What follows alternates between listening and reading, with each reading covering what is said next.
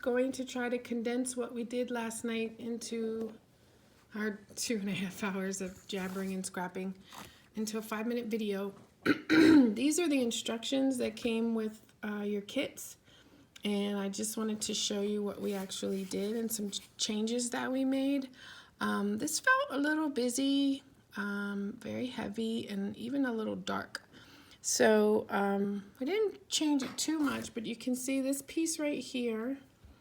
I'm going to switch back and forth now if I can to the actual page. We turned this horizontal instead of vertical the way that it is in the instructions. And this piece was contained on this, I guess we'll call it vanilla page, this cream embellishment. And we took it over the edge of that into this dark brown background. I just thought it anchored it, and it also lightened things up a bit. This embellishment is there. We just adjusted the placement as necessary because of turning this horizontally instead of vertical. And then you can see here the parallel. We still put this guy here, and we still put this here. Again, I just adjusted the placement a little bit to make everything fit. You'll see here there are some other embellishments that we haven't placed yet because of not putting photos on yet. The one big change that we made was moving this piece. It was very heavy and very dark, and sort of, I don't know about you, but I just think that heritage pages are more traditional. I feel like this sample that they created sort of combined our modern day habits of clustering things and not necessarily using all the same shapes. But I just thought this was more formal, a lot lighter, especially if you're going to use black and white or sepia photos. We still did the flowers. We still have this little pocket. I did change the placement of it, of the pieces. You can see they're broken up here, and I sort of streamlined them together here instead of breaking this up and pulling it up here. There's our primary 4x6 and the two embellishments. I pop dotted this, and it's just anchoring this. You can see that everything is still loose, so that we can get our photos in there before we anchor these down. I'll talk about how we created these on the other page, which is next, because they're also on that other page. This is messy, but sorry here. Let's move this and bring the page over. Okay, so the only thing that you'll find that's different here, I don't know if you can see, but they use the paper, the writing is upside down. And for those of you that are OCD scrappers, a little bit like myself, I turned it over. I think they did it because of the darkness that is on this paper. But again, I felt like that made this side dark and heavy.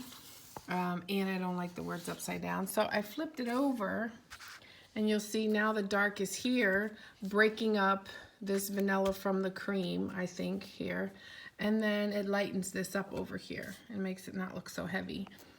We have these little flourishes here, and there's another one up there behind the bow. I still did that.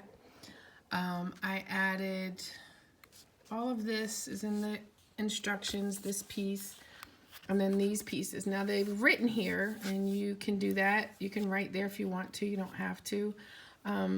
You could also put another photo there if you wanted. And there are two sticker pieces right here, which I have not added. I will decide if I'm going to add them once I either write there or put a photo there. It'll depend on what I do. So now about this bow and about these flowers. These are pop-outs, and I lifted the edges sort of every other one and inked all the way around, and then in between some of them. The one behind, you only have to ink around the edge because you're not going to see the spaces in between because of the flower placed on top of it. You can also take a pencil and roll these this way and then turn it and roll them, wrap it around the pencil again to lift the edges. Or I discovered after a while, if you push your thumb in there and then push the flower up over your thumb, it creates this lifting so that it's not flat and you actually get the dimensions. Hopefully that doesn't show up in my video.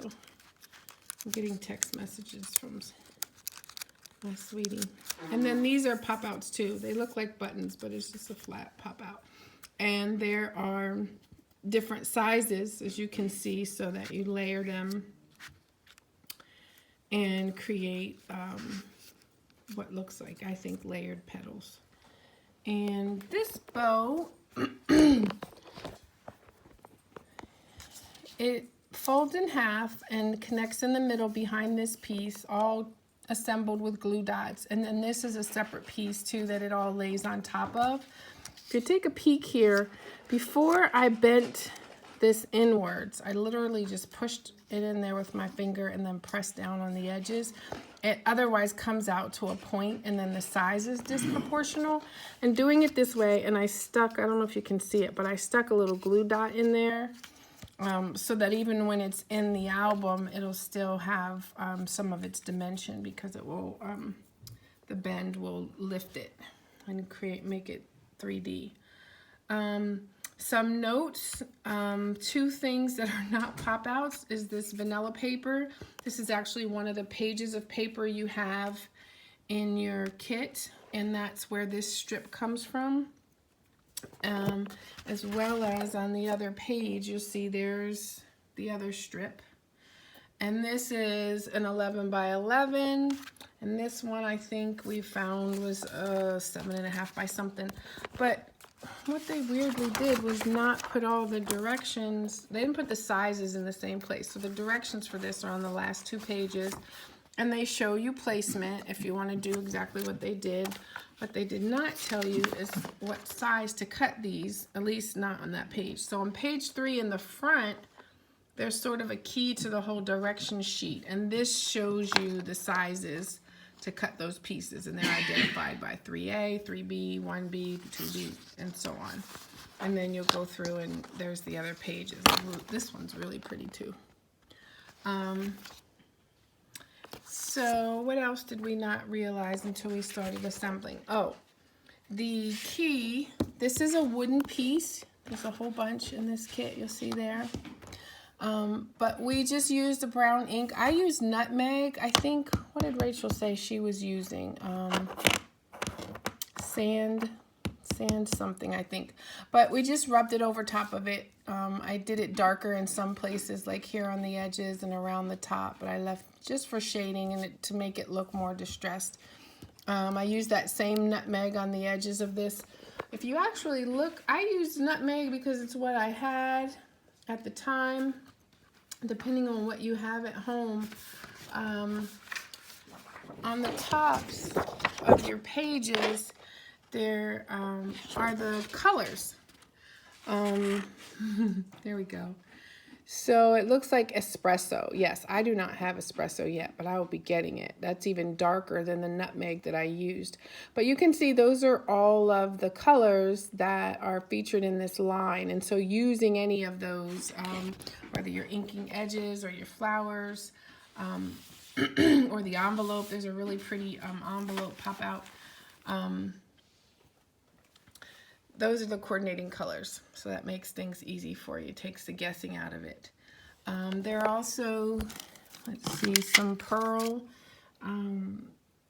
dot embellishments in here. But yeah, I think that's everything that we changed and or figured out while assembling it.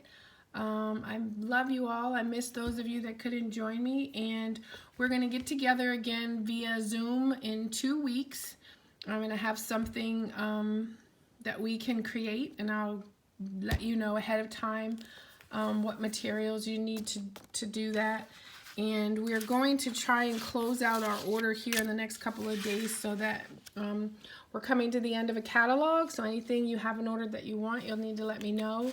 We want to get our order in as soon as possible so that inventory, we don't get cut off not being able to get the Seize the Day. I'll show you that quick, and I'll send something in group text, a link to it. But this is what we're getting next. And we talked about the fact that the mix-in this time was actually really attractive. And then there's this little sort of mini line back here hidden on page 40 and 41. There's the cardstock palette, which we thought was really pretty. And then there's this Good Times. It's just this sticker sheet and the paper pack. This is a stamp set that they use to make these cards. I couldn't figure out if those were cards or like a mini album page, but you can see this back here was pretty cool with this. And over here, these flowers were made with these, and this is probably a white daisy on black paper. So I just wanted to share that with those of you that were not here. And then my mom was born with a cleft palate, and this Operation Smile, close to my heart, has always made donations to them. Every catalog there is a specialty stamp set. To be honest, I don't usually like the stamp set, but I thought this one was really cute. I saw a lot of cards being made on the consultant page, so I may send you a few pictures of those if anyone's interested. $7 of what you pay for this stamp set, which is $18.95. $7 for everyone goes to Operation Smile, and so I just thought I would point that out this month. Okay, that's it. I will group text everybody the Seize the Day and the card samples that I talked about, and separately message me if you have any questions. Talk to you soon. Bye.